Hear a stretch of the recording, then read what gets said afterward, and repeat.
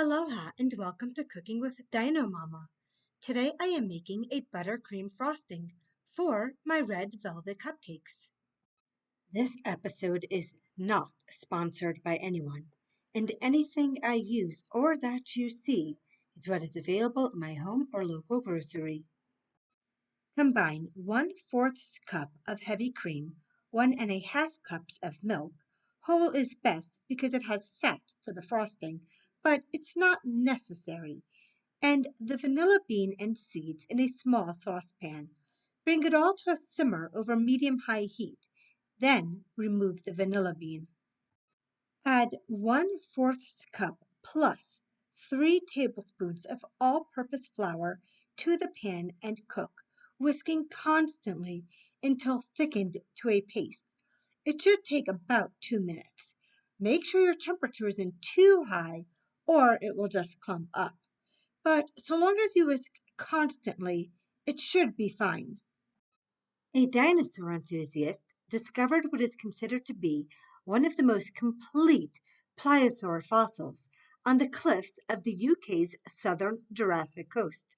The skull of the pliosaur, an ancient marine reptile that lived around 150 million years ago, still has 130 razor-sharp ridged teeth, which would have been used to pierce a prey's flesh repeatedly during an attack. And now, back to our frosting. Transfer your paste to a bowl, cover with plastic wrap, and refrigerate until very cold, at least 3 hours. You don't want to cheat and freeze this, or it could curdle. And if it's not cold enough, and you live somewhere humid like me, well, you'll see the results. Once it's been at least 3 hours and your paste is really cold, combine the 3 sticks, that's 18 tablespoons of butter, and 1½ cups of powdered sugar in a stand mixer.